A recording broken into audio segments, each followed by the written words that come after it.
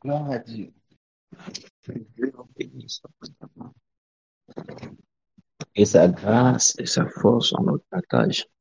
Comment tu vas? Mon quoi Dieu, Dieu te bénisse. Mm. Gloire à Dieu. J'espère que nous allons tous bien. Ça va, Dieu fait grâce. Dieu fait grâce.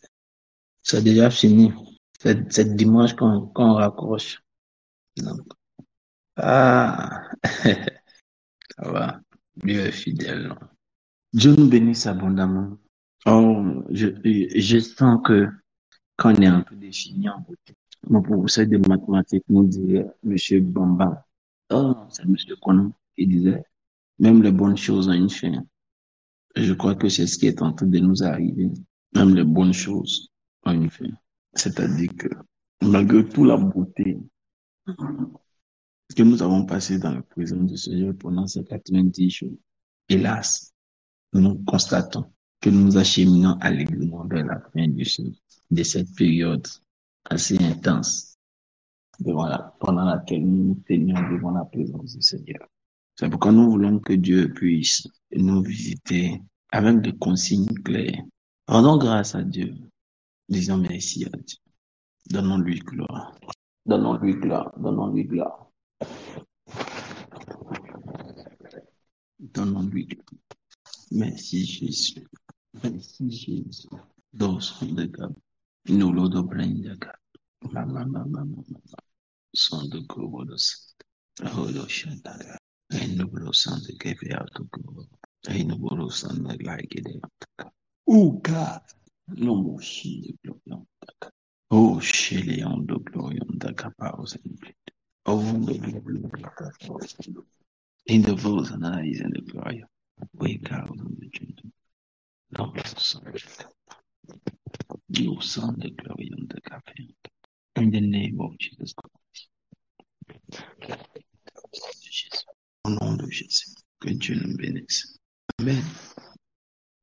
La première chose que je vais dire, c'est vous partager quelque chose que j'ai appris hier, qui est très vrai.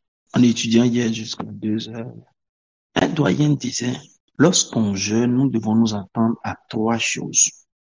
Et je n'avais pas pensé à ça tel qu'il a dit, mais en fait, c'est ce qui est. La première chose à laquelle nous devons nous attendre, je vais demander à Pasteur Stéphanie de noter ça, de noter les 3 choses en même temps. C'est de recevoir une parole du Seigneur, de recevoir une pensée de Dieu, une parole du Seigneur. J'espère que nous avons reçu une parole du Seigneur chacun. Que chacun a reçu la pensée de Dieu pour lui. Il ne faudrait pas avoir fini tout ce temps et puis ne pas avoir une parole du Seigneur. Il faudrait que tu aies reçu une parole du Seigneur. La deuxième chose à laquelle nous devons nous attendre quand on finit un tel jeûne, c'est que Dieu nous ait transformés, nous-mêmes personnellement.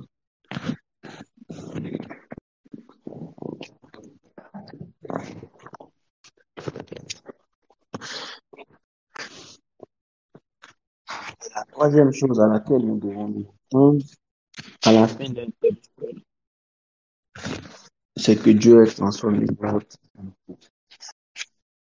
notre environnement.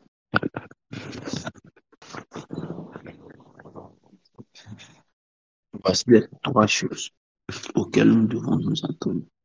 Je recevoir une parole du Seigneur. Moi, pour ma part, j'ai reçu la parole du Seigneur. Dieu m'a parlé. Je peux le dire clairement. J'ai reçu une pensée. Et la parole elle-même est en cours de téléchargement. Comme elle me le dit, Amen. J'ai reçu une pensée. La parole elle-même est en cours de téléchargement. Nous avons une manière d'opérer, lui et moi. Avoir une transformation personnelle. J'espère pouvoir, à la fin du message, donner des informations relatives au palier de pouvoir. Vous allez comprendre que la transformation personnelle joue un rôle très important. Et puis la troisième chose, c'est la transformation de notre environnement. Tu peux avoir un ciel ouvert, tu peux avoir un environnement assaini, mais il faut que tu comprennes aussi qu'un bon jeûne agréé par Dieu, transforme ton environnement. Ça peut aussi susciter le fait que des personnes sortent de ta vie Je prie que toute personne toxique à ta vie quitte ton environnement au nom de Jésus. Toute personne toxique à ton développement, à ton déploiement, soit mis à l'écart, en quarantaine, soit placé loin, loin de ton environnement. C'est même si tu opères avec un ciel ouvert et qu'il y a autour de toi des personnes toxiques à ton environnement, cela affectera toujours ton environnement. Et ce n'est pas évident que tu puisses avancer. C'est vraiment pas évident que tu puisses avancer. Donc, j'espère que ces trois choses sont en train de s'accomplir dans ta vie. J'espère que ces trois choses sont en train de se réaliser dans ta vie. D'accord.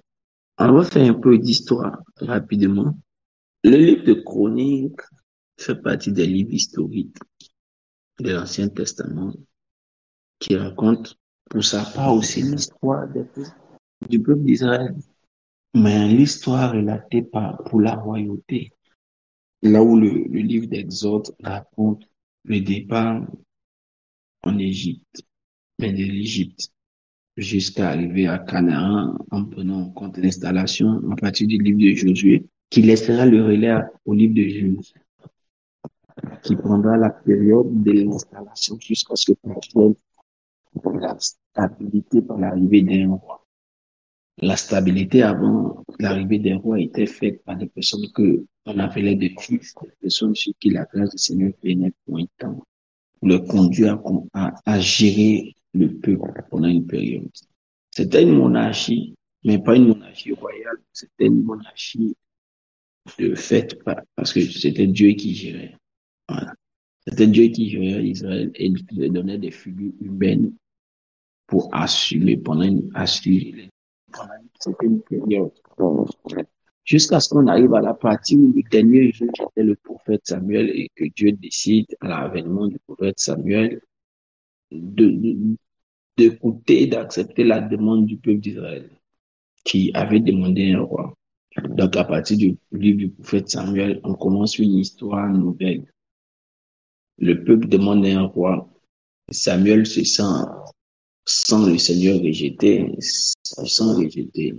Et Dieu lui dit non, ce n'est pas parce que tu es rejeté, c'est moi qui le rejette, donc ne t'inquiète pas.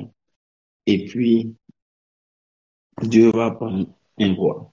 Mais cela permet aussi de sauver d'une manière inattendue l'histoire du prophète Samuel aussi, parce que nous étions en train de partir vers une fin telle que la fin du prophète, du sacrificateur Élie. Les fils de Samuel se comportaient d'une certaine manière aussi comme les fils d'Élie se sont comportés un peu. Maintenant, Dieu, qui est le maître des temps et des circonstances, a utilisé et fait des agencements à toute période. C'est ce que cela produit. Donc, voilà. Le premier roi est placé en la personne du roi Saül. Et puis, le second roi vient. La monarchie maintenant devient royale. Elle est interrompue dans la lignée de Saül. Elle n'est pas continuée dans la lignée de Saül. Et un membre de Juda vient en personne de David. Le livre des rois, le livre de Samuel raconte l'histoire de la vie de Samuel, mais plus de la vie de David, tout son temps de royaume et comment il est. Et puis après le livre de Samuel, c'est le livre des rois qui raconte, qui relate les passages des rois. Maintenant, le livre des Chroniques, lui, en plus de parler du passage des rois, parle de la vie des peuples aussi. Qu'est-ce qui s'est passé? Comment les rois ont régné? Comme le livre des rois. Mais le livre des Chroniques est un peu plus accentué sur certains détails. Donc, on voit un peu la prospérité derrière chaque roi, derrière le règne des rois. On voit ses grandes actions et tous ces facteurs. Donc, ici, nous sommes dans le premier livre des Chroniques et nous sommes à la fin du premier livre des Chroniques et nous entendons Dieu qui parle. Mais nous entendons un roi qui parle. Nous constatons ce que David dit de l'Éternel. Quand nous lisons à partir du verset 10 de 1 Chronique 29, David bénit l'Éternel en présence de toute l'assemblée. Il dit, béni sois-tu d'éternité en éternité, Éternel, Dieu de notre Père Israël. À toi, Éternel, la grandeur la force et la magnificence, l'éternité et la gloire. Car tout ce qui est au ciel et sur la terre t'appartient à toi, Éternel, le règne, car tu élèves souverainement au-dessus de tout. Et le verset qui attire notre attention, qui sera l'objet de notre processus de travail de ce dernier jour du jeûne, est celui-ci, le verset 12. Il dit, c'est de toi que viennent la richesse et la gloire. Jusqu'à ce que je lise, je savais que c'est là ils allaient commencer à dire Amen. C'est toi qui domines sur tout. C'est dans ta main que sont la force. Ici, il faut remplacer force par autorité. C'est dans ta main que sont la force et la puissance. Et c'est ta main qui encore a le pouvoir d'agrandir et d'affermir toutes choses. Et dit maintenant, ô notre Dieu, nous te louons et nous te célébrons et nous célébrons ton nom glorieux. Amen. Donc, pour la fin du livre de Chroniques, là, voici un peu ce que dit David. C'est des paroles profondes. Il présente un peu ce que Dieu est ou ce que Dieu a été pour lui pendant tout le règne. Il le présente comme un Dieu, c'est clair, un Dieu de domination. Il présente les premiers attributs de domination de Dieu. Il présente ses premiers attributs comme quelque chose qui est relatif à, je ne dirais pas la liquidité, mais au prestige. Il dit, c'est de toi que viennent la richesse et la... Donc, il n'y a pas matière d'aller la chercher ailleurs. C'est un. La deuxième chose, il n'y a pas matière de croire que Dieu choisit ceux à qui il donne de manière discriminatoire. C'est-à-dire, comme tu es le bon fils de Dieu, il décide de te donner. Il faut d'abord croire que Dieu, c'est à Dieu que cela appartient. Et plus loin, il précise qu'il y a la richesse et puis il y a la gloire. Donc, il y a des gens qui peuvent avoir la richesse sans avoir une certaine gloire autour d'eux. Comme il y a des gens qui peuvent avoir les deux. Mais c'est bien souvent ce qui serait bon c'est que les deux accomplissent. Maintenant, je ne crois pas aussi que Dieu le donne comme ça à tout le monde. Sinon, toute la terre serait remplie de richesses et de gloire. Donc, je pense que naturellement, il existe une sélection qui est faite, qui est certainement relative à la compréhension d'un certain nombre de choses qui nous donne d'avoir ça. Donc, dans la première partie, il présente que Dieu est celui qui a la de donner. Il dit, c'est de toi que proviennent. Ah, j'aime cette expression. C'est de toi que ça vient. Mais c'est pas forcément toi qui décides de donner. Ça vient de toi. Parce que tu es le maître de tout. Mais certainement qu'il y a des choses à découvrir, à faire pour que ça vienne. Sinon, c'est pas fortement que tu donnes. C'est là, c'est toi qui as pris. Celui qui découvre ce qu'il faut faire pour avoir, quand il applique, ça vient vers lui. Je préfère qu'on voit ça comme ça. Sinon, tout le monde va se mettre à prier, Seigneur, Seigneur, donne-moi la richesse, donne-moi la richesse, donne-moi la gloire, donne-moi la gloire, donne-moi la gloire. Et puis, voilà.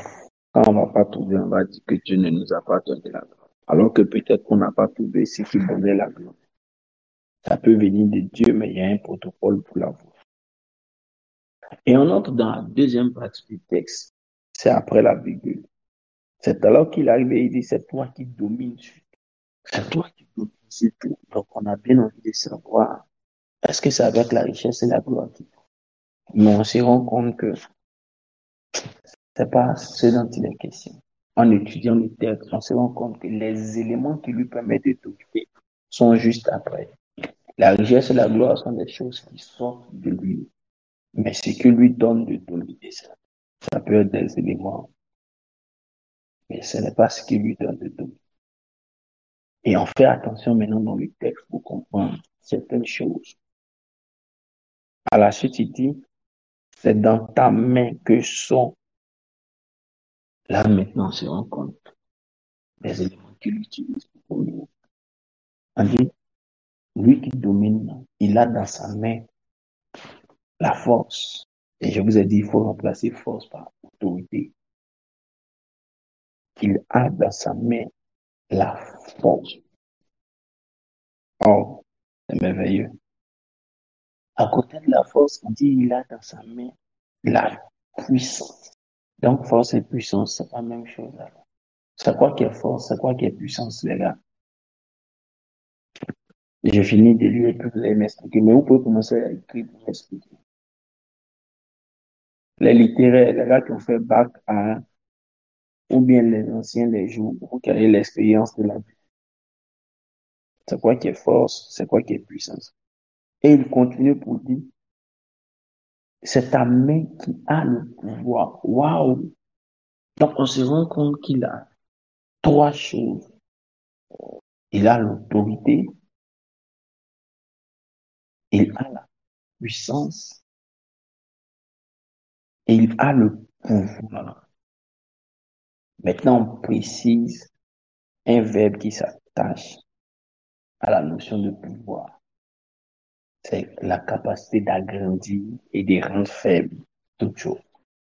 Donc voilà, on se rend compte d'une chose assez profonde, c'est que Dieu qui domine a ses mains trois, l'autorité, la puissance et le pouvoir.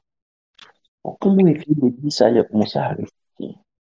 Et dit, est-ce que c'est même dominer que Dieu a dit à Adam de faire? C'est ça, faut être sage et il faut réfléchir quand il y a, il faut beaucoup. Et demande si c'est le même dominer.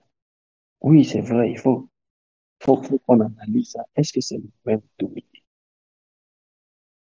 Parce que Dieu a dit, s'il a dit à Adam de dominer, c'est que certainement, les choses que lui, il a pour dominer Adam avec nous.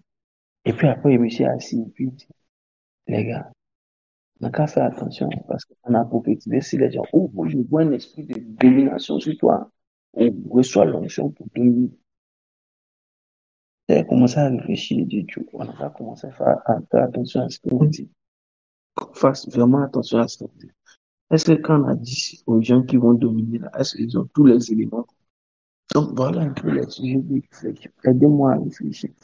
C'est de ta main que sont la force, autorité, puissance et pouvoir.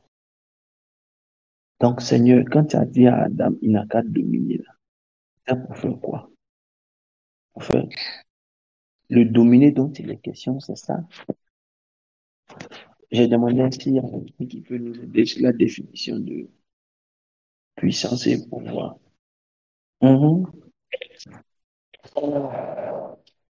Ça veut dire quoi, puissance et pouvoir? C'est la même chose? Les gars, puissance, le pouvoir, l'autorité, la puissance, c'est quoi? On peut avoir des contributions, ça peut nous aider. C'est quoi la différence entre autorité et puissance? Ok. La puissance, c'est qui produit des grands effets. Donc, l'autorité, c'est quoi? Là, vous êtes devenu silencieux subitement. Non, les gars, pourquoi vous êtes devenu si silencieux? Si c'est un problème d'écriture, vous pouvez ouvrir vos micros pour donner vos points de vue. D'accord. L'autorité, pouvoir conférer, droit de commander. Les gars, pourquoi ce silence? Tout à l'heure, on a causé fort ensemble. On était beaucoup à écrire. Où sont tous mes écrivains de tout à l'heure? Ceux qui riaient, ceux qui couraient. C'est quoi est-il question? C'est des éléments qui vont nous aider à pouvoir comprendre ce dont Dieu parlait quand il a donné à Adam, demandé à Adam de dominer. D'accord, l'autorité est transmise. Sosten, apparemment, tu es en train d'écrire dans une autre salle. Tu es en train d'écrire dans la salle de méditation. Il faut écrire dans la grande salle, dans la salle de prière. L'autorité, c'est le droit de commander, comme un pouvoir pour commander quelque chose. Donc, il y a mon pouvoir qui est sorti dans la définition d'autorité, hein, Sosten. Nous ne devons pas finir ce jeûne En nous arrêtant juste à la première partie du verset qui dit, c'est de toi qui viennent richesse et gloire. Vous voyez que le verset suit peut-être 5 lignes. La première partie n'est pas qu'une seule ligne. Donc, si on finit le jeûne et puis on essaie de focaliser que sur le fait que Dieu nous donne la richesse, c'est que vraiment, hein, on n'a pas fait grand-chose pour ces 90 jours. La suite est derrière. Surtout que il était détaché la notion de domination venant du Seigneur, de la question de la richesse qui sort de lui. Donc, on ne peut pas finir le jeûne en nous reposant que sur le fait que Dieu nous donne qu'une bénédiction. La bénédiction qui va produire le mieux-être, la bénédiction qui va produire l'exaucement de notre sujet, une percée, peu importe ce que ça peut prendre, ça ressemble à une forme de richesse, c'est-à-dire un épanouissement, recevoir quelque chose, ne peut pas être la seule chose que nous devons nous attendre de Dieu. C'est peut-être ce que nous avons demandé à Dieu, mais ça ne doit pas être la seule chose. C'est ce que ce verset est en train de nous dire. Alors, comment pouvoir profondément demander quelque chose d'autre à Dieu si nous ne comprenons pas? Madame Yapo est en train d'écrire, mais apparemment, elle a cessé d'écrire parce que je ne vois pas où elle écrit. C'est ça qui est bon avec Discord. C'est que quand quelqu'un écrit, on te signale que quelqu'un écrit. Donc, je voyais qu'elle écrit. Donc, j'attends toujours. Elle n'a pas encore fini ce texte. Comment pouvoir pour nous dire quelque chose? D'accord.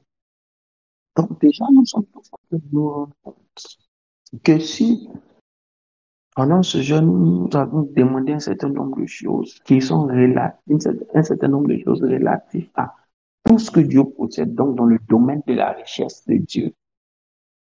Ça ne coûte rien à Dieu de lui donner, de nous le donner, mais ça ne nous fait pas participatif de sa nature. Parce que nous avons en train de comprendre des choses sérieusement profondes. Dans tous les cas, quand Dieu devait dire à Adam de dominer, il avait déjà mis tout ce dont Adam avait besoin pour vivre. C'était déjà là.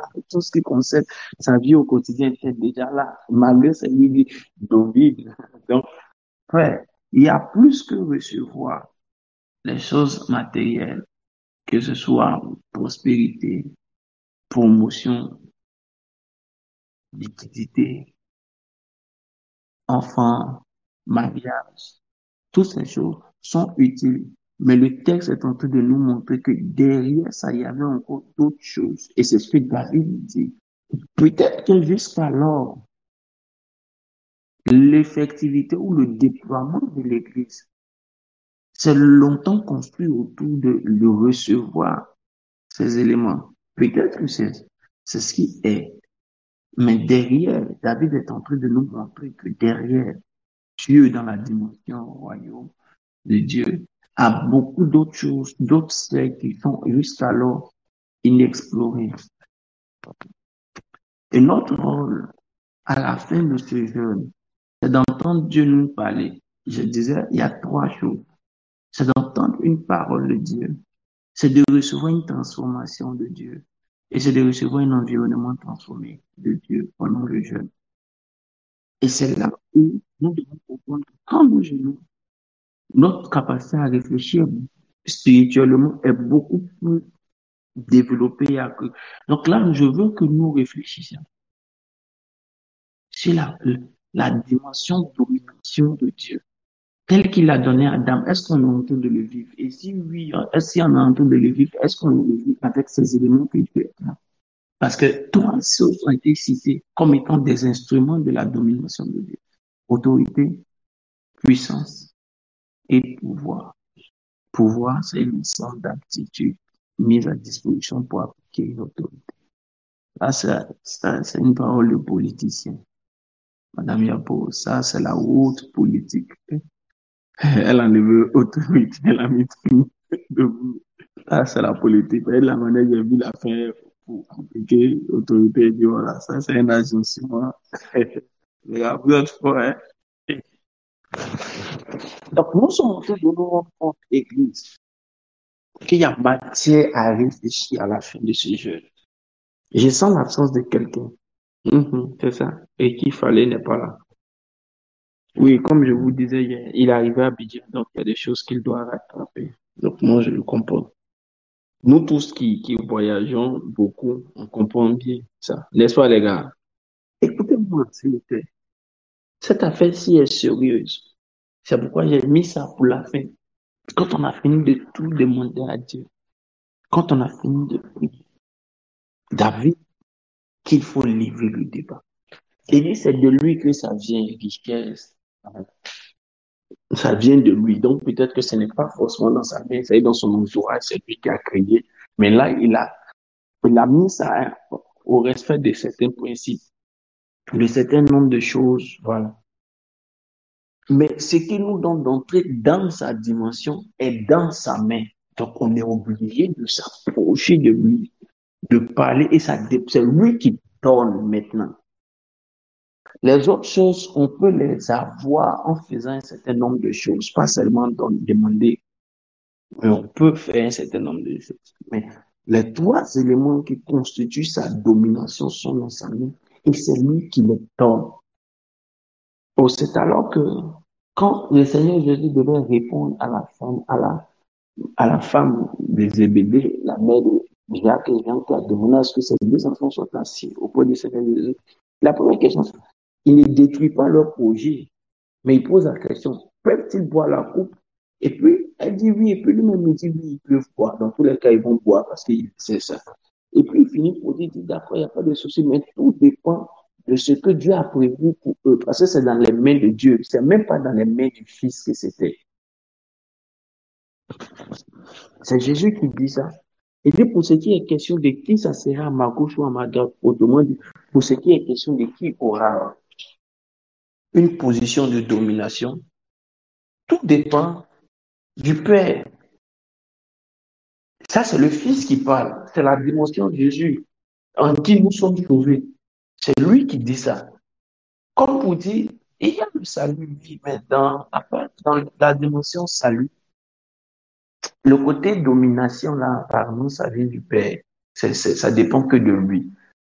M'accepter seul ne suffit pas. Cette partie-là doit être activée par lui. Parce que c'est dans ça. La preuve en est que lui-même, il a dominé. Le Seigneur Jésus n'a pu dominer que quand il a décidé de faire la volonté de Dieu. La Bible dit qu'il n'a pas regardé à son égalité avec Dieu. Il a décidé de s'humilier pour faire la volonté de son Père. C'est alors que son Père l'a souverainement élevé.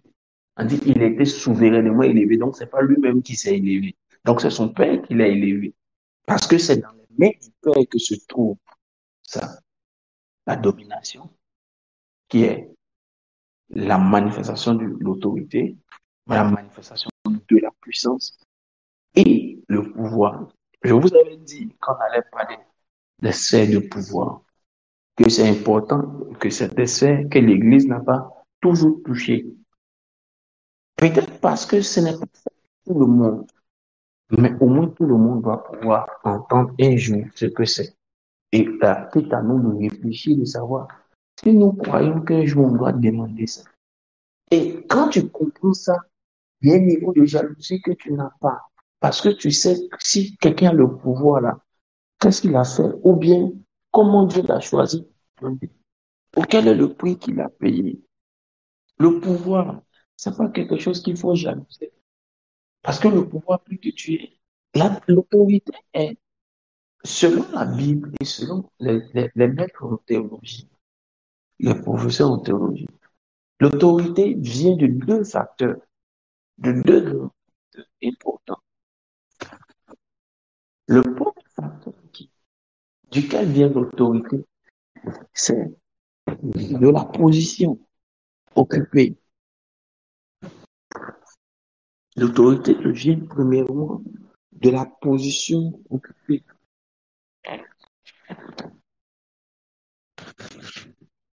Et comme la position peut être donnée par quelqu'un, c'est pourquoi on parle, comme Maman Quadio l'a dit, à parler d'autorité, d'autorité qui est transmise. Qui t'a établi, en fait? C'est la première dimension dans l'explication de ce que c'est que l'autorité selon la Bible. La transmission par l'établissement. Donc, la première chose. la position occupée. C'est l'une des choses qui concerne le plus l'Église. Oui, c'est une des sphères dans laquelle l'Église peut bénir librement, mais vraiment librement. Je vais m'expliquer. Le soir, je vous fais, comme l'heure est déjà avancée, je vous donnerai plusieurs versets certainement qui soutiennent ça par rapport à l'Église. La Bible parle de l'agneau. La Bible parle du trône de Dieu. La Bible parle de l'agneau qui est dans le Père, qui est assis sur le trône, selon l'Apocalypse. L'agneau qui est dans le Père et qui est assis sur le trône. Alors que l'agneau immolé a produit l'Église, qui est son corps. Donc, quand l'agneau est immolé et qu'il représente aussi le corps de Christ, donc le corps de Christ est dans le Père, qui est assis sur le trône. Donc, on a une position défaite. Parce que là où il y a le trône, où le Père est assis, on dit l'agneau est à l'intérieur de lui. Bon, on va prendre encore une autre logique. Il dit, je monte et je serai à la droite du Père. Donc, quand Jésus monte à la droite du Père, c'est le ressuscité qui est assis à la droite du Père. Mais le ressuscité qui est assis à la droite du Père, la Bible déclare qu'il est aussi le corps de Christ. L'Église est le corps de Christ. Donc, celui qui est assis à la droite du Père est aussi celui qui est sur la terre par association. Là, on parle de son corps qui est ici. Donc, on peut considérer que dans la dimension spirituelle, là où il est assis, l'Église est là-bas aussi. Donc, on a une position. Et la position est une position élevée. Donc, l'autorité de l'Église est due à notre position. Mais toi, ton autorité doit être due à la conscience que tu as de ta position dans le corps de Christ. Ne pas le savoir fera que tu ne feras pas que le diable a peur de toi. Ou bien que tu as une pouvoir sur le diable, tu as une autorité sur le diable. Il faut en avoir conscience. C'est pourquoi on nous dit souvent que faut fonctionner selon ta position dans le corps. On a une position en Christ. La Bible déclare qu'il a fait de Christ la tête de son corps. Il établit sur tout ce que l'on peut nommer dans ce siècle-ci et dans le siècle à venir. Donc, on a autorité en tant qu'Église, en tant que corps de Christ, sur tout ce qui est nommable. Même sur, comme on appelle, le Covid. On a autorité sur le Covid. Mais on a fermé le corps de Christ à cause de Covid. Quoique la Bible dit qu'on a autorité sur tout ce qu'on peut nommer dans ce siècle et dans le siècle à venir. De leur position dans le passé, le siècle à venir, c'est celui que nous on vit. La période dans laquelle on est aussi dedans. Donc le Covid qui allait venir, qu'on pouvait trouver le nom. On était censé avoir autorité sur ça. Mais comme le pouvoir, ceux qui ont le pouvoir ont fermé la porte à ceux qui ont l'autorité sur le Covid pour leur dire, vous avez autorité dessus. Mais vous n'avez pas de pouvoir. C'est nous qui avons le pouvoir. Donc, on vous ferme. On vous ferme même sur ce que vous pouvez dominer. Donc, on pouvait prier pour que le Covid guérisse. Mais comme on n'a pas le pouvoir, on n'a rien fait. On nous a dit fermer les églises, on n'a pas besoin. Fermer les églises. L'autorité est relative à la position que nous avons. Et nous avons une grande position à l'Église, une position très élevée. Et toi, tu dois avoir conscience de ta position, de cette position-là.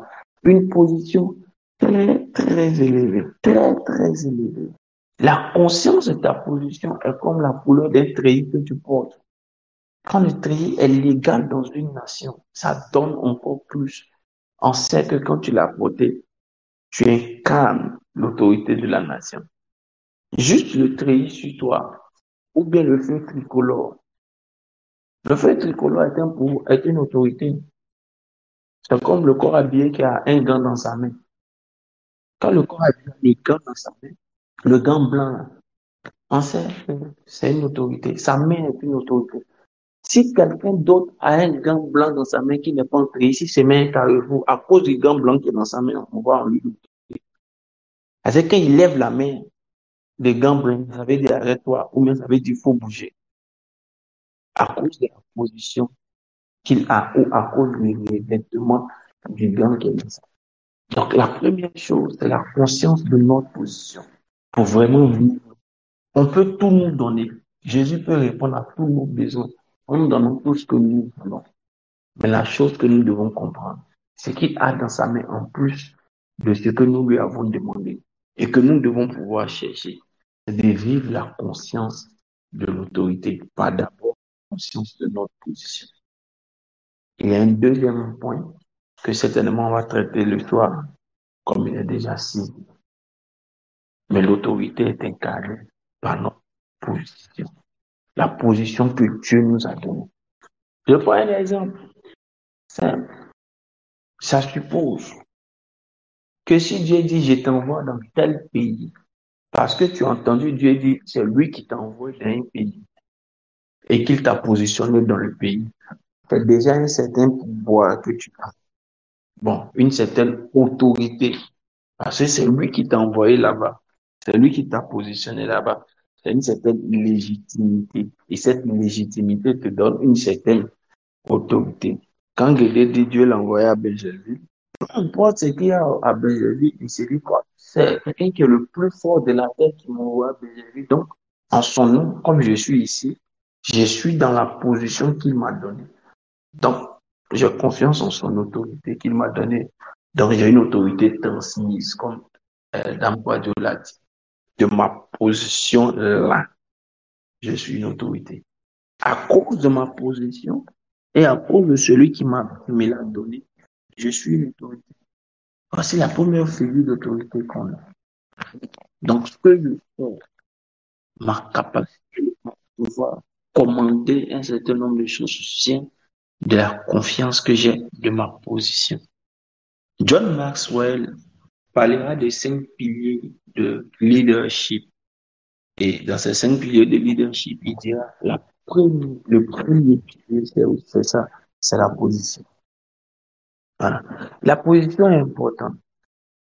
Et vous allez voir souvent certains leaders, ils parleront souvent pour rappeler qui ils sont. Je suis ton chef. Je suis ceci. Dès que le leadership est menacé, c'est moi le boss. C'est moi celui-là. C'est moi le patron. Voilà. Vous avez déjà vécu ce genre de choses. Avoir affaire aux gens qui rappellent qui ils sont.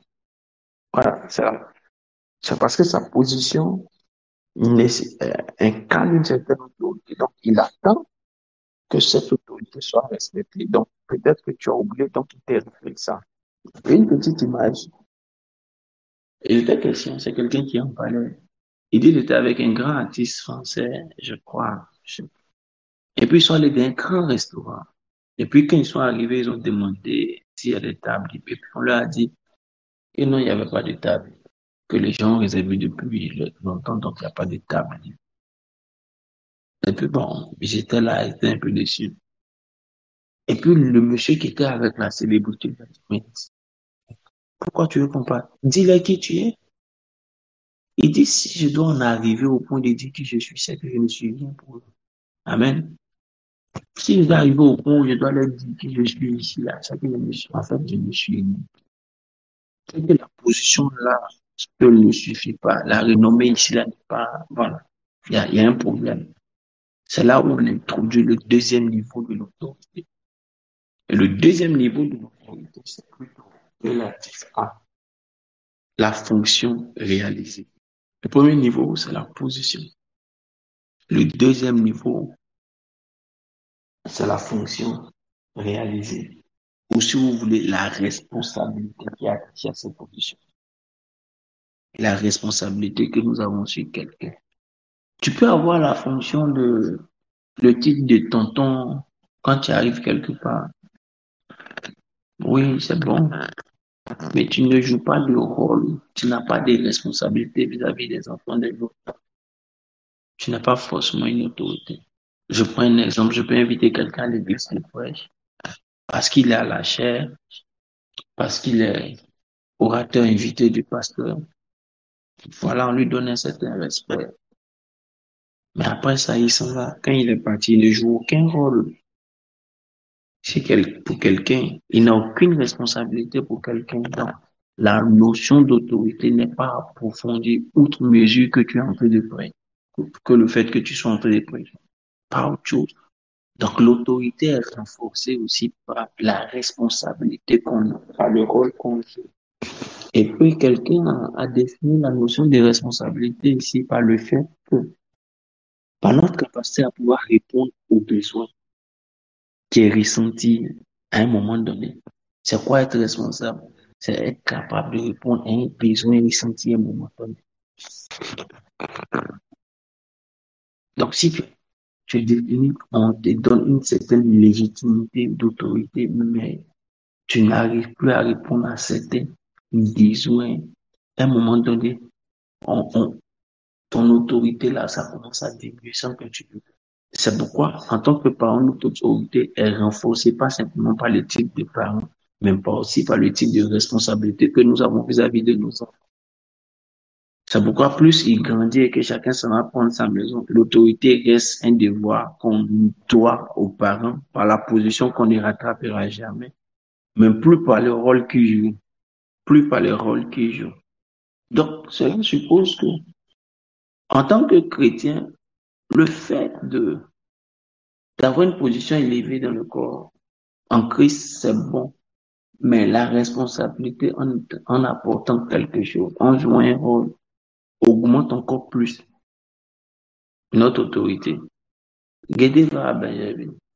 Il va à Benjamin parce que Dieu lui a dit d'aller à Benjamin. Quand il arrive à Benjamin, il est considéré comme ayant une autorité. Parce que là, c'est Dieu qui l'a envoyé à Benjamin. OK, that's right. Super. Et puis, il est là, il va à Benjamin. Il est dans Benjamin. Il ne s'occupe que de son assemblée locale. Il travaille pour son assemblée locale. OK, à un moment donné, que ce soit les esprits de la ville, les autorités de la ville et tout le monde s'est dit, oui, c'est un pasteur de la ville. Les esprits de la ville disent, oui, c'est un pasteur de la ville. Parce qu'il ne joue aucun rôle. Il n'a aucune responsabilité sur la ville. Il ne fait rien pour la ville.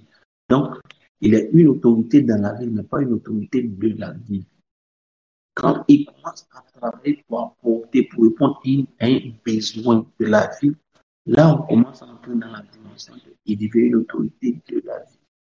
Parce qu'il répond à un besoin de la vie. Notre autorité est grandissante selon que nous avons la capacité de répondre à des besoins, à jouer des rôles, à avoir de la responsabilité. Je vais donner une image qui sera déplaisante, mais qui peut illustrer ça. Frère, sœur, je n'aime pas toujours ça moi-même. Mais souvent, quand on va à des réunions funéraires des familles, souvent tu es le deuxième de la famille, troisième de la famille, quatrième de la famille. Mais toi-même, tu n'as pas envie de parler à la réunion. Et quand papa, ou bien quand l'aîné a fini de parler, immédiatement on attend celui qui a la raison. Même s'il est 22e de la famille, toi-même dans ta tête, tu te dis que sa parole est plus forte que ta parole. En toute honnêteté, en toute objectivité, qui a déjà pensé à ça comme ça? C'est le lieu d'écrire, soyez honnêtes. En toute honnêteté, en toute objectivité. C'est bizarre, il est resté seul en classe. Les autres sont sortis de la classe. Souvent, il arrive que on pense comme ça. C'est ce que je viens d'expliquer. La position sur un moment donné ne suffit plus pour être une autorité. La responsabilité, le rôle joué amplifie notre autorité. Que Dieu nous bénisse. Le soir, on reviendra dessus et on continuera.